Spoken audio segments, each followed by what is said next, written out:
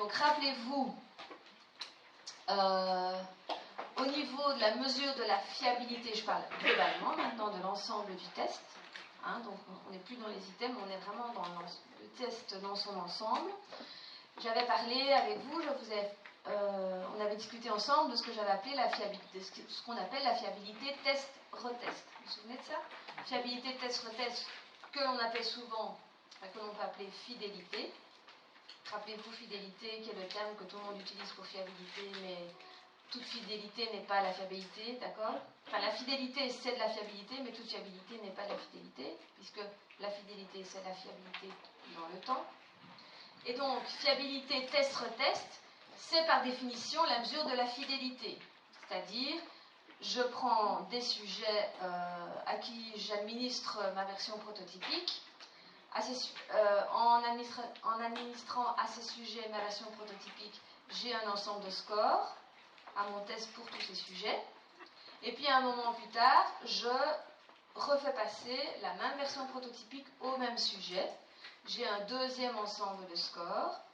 Et pour mesurer la fiabilité test-retest, c'est-à-dire cette fidélité, je peux l'estimer en calculant la corrélation entre les deux ensembles de scores.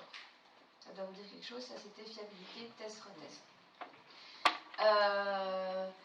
Le problème, c'est qu'il y a tous les problèmes, il y a tout ce qui concerne la contamination qui peuvent venir biaiser les résultats. Parce que ce sont les mêmes sujets qui passent à 2 reprises le même test, ils pourraient se rappeler des questions, en avoir discuté entre les 2 passations, et donc les deuxièmes scores sont peut-être contaminés par le fait qu'ils ont déjà passé une fois le test.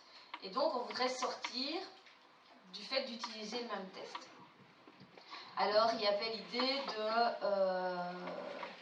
utiliser simplement les scores des sujets au test et de regarder ce qu'on appelait la fiabilité par consistance interne. Ça, j'ai reproduit les slides que j'ai utilisés dans le cours d'introduction à la mesure. Donc l'idée de la mesure de la fiabilité par consistance interne, c'est quoi? C'est en fait prendre l'épreuve entière, c'est-à-dire le test avec tous ses items, diviser ce test en 2 ensembles et regarder la corrélation entre les scores obtenus par mes sujets à ces 2 demi-épreuves, à ces 2 demi-tests. D'accord? Ce qui nous permet, on n'a pas besoin de... Il n'y a plus les problèmes de contamination, puisque c'est pas une deuxième... Les sujets ne passent qu'une fois tous les items. Et c'est par après que moi, je vais décider que, par exemple, tous les items pairs forment un premier bloc, tous les items impairs forment un deuxième bloc. À tous ces items pairs, ils obtiennent un score total. À tous les items impairs, mes mêmes sujets obtiennent un score total. Je fais la corrélation entre ces 2 scores totals et je pourrais avoir une évaluation de la fiabilité par consistance interne. On appelle par consistance interne. S'il y a une grande corrélation entre ces 2 éléments, ça veut dire qu'il y a une grande fiabilité par consistance interne. Donc ces 2 parties, c'est ce que j'ai appelé ici Y et Y'. Ça va? Le test dans son entier, je vais l'appeler X, et les scores aux 2 moitiés de test, je vais les appeler Y et Y'. Alors souvent, ce qu'on utilise, c'est ce qu'on appelle la technique du split alpha, donc on divise en 2. On va voir juste après comment on peut diviser en 2.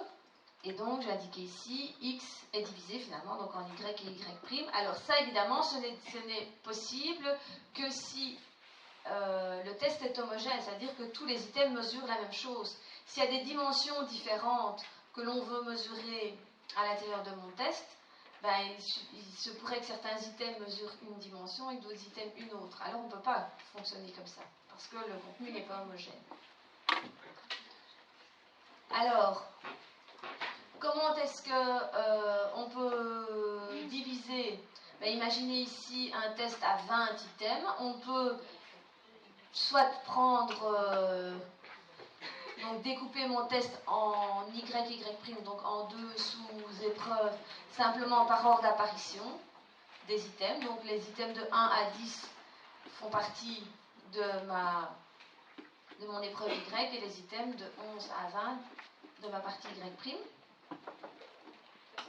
C'est une technique qu'on peut utiliser dans le split alpha. Une autre technique, comme je vous disais tout à l'heure, c'est de considérer tous les items pairs dans un bloc Y et tous les items impairs dans l'autre bloc, les Y'. Ça, c'est la deuxième ligne. Ou bien faire un tirage aléatoire des items et décider qu'un tel fait partie du bloc 1 ou du bloc Y et l'autre du bloc Y'. Et donc, je rappelle que contenu homogène, il faut qu'il mesure le même trait, pas des dimensions différentes, sinon ça ne peut pas marcher. Et donc, pour approcher la fiabilité par consistance interne, on va calculer la corrélation entre les scores obtenus par le sujet à ces deux demi-sous-tests. Le problème, c'est qu'on va donc évaluer la fiabilité, non pas sur l'ensemble des items, mais sur des demi-épreuves. Et donc, on diminue l'informativité sur laquelle on fait le calcul de la fiabilité. Et donc, ça, c'est un problème parce qu'on va finalement sous-estimer la fiabilité en le faisant le calcul avec un nombre d'items diminué. Parce qu'il faut savoir que plus le nombre d'items augmente, plus pour une fiabilité donnée,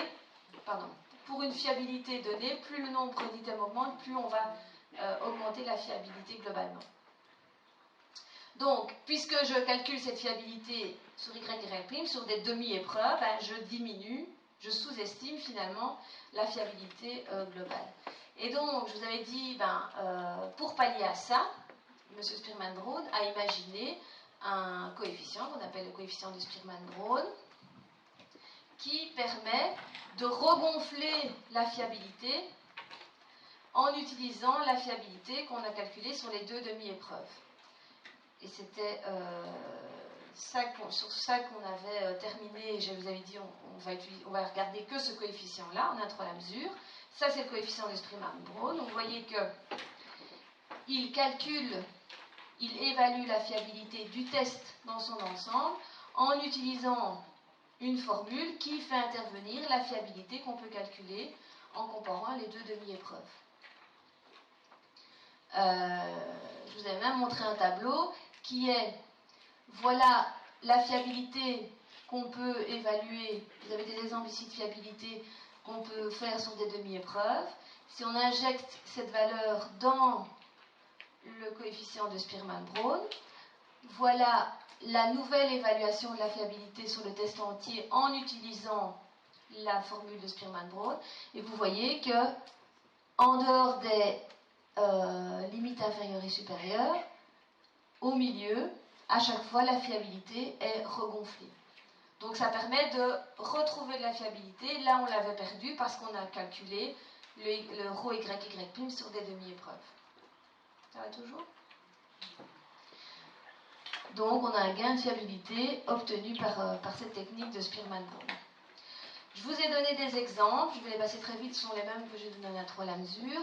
Par exemple, ici, donc, vous avez un ensemble d'items, 4 qui ont été passés par 10 sujets. Vous avez les scores de chacun des sujets à chacun des items et le score global, total, qui n'est rien d'autre que la somme des scores pour chacun des sujets.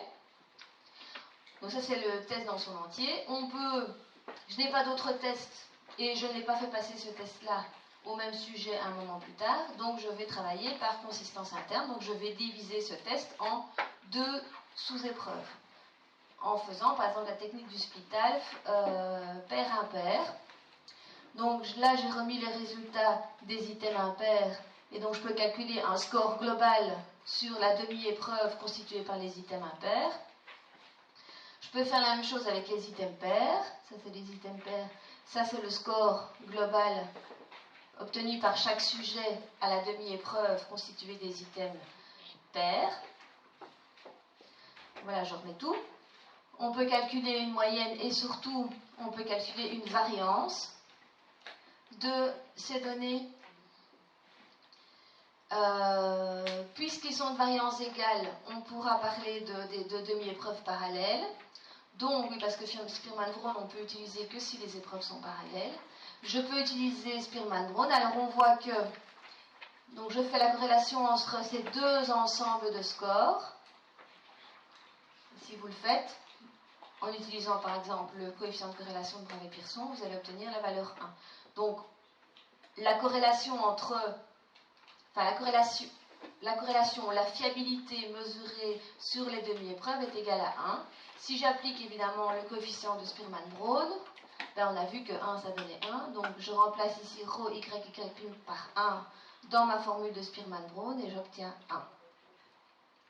Ok, maintenant je peux faire une autre technique de splittage, c'est les deux premiers items et puis les deux suivants.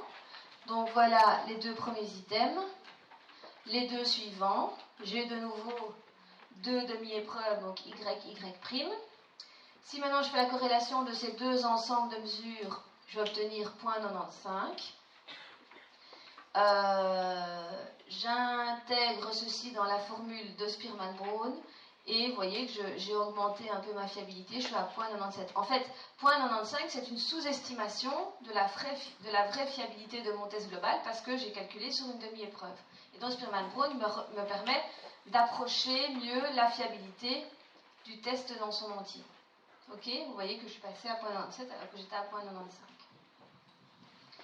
Et j'avais terminé Bac 3 en disant, est-ce qu'il existe d'autres coefficients? Ben oui, il y a alpha de Cronbach, il y a alpha de Cronbach généralisé, et le KR20 et le KR21. Voir Bac 3, ben voilà, on y est, on est en Bac 3. Donc nous allons voir le alpha de Cronbach, le alpha généralisé, et KR20, KR21.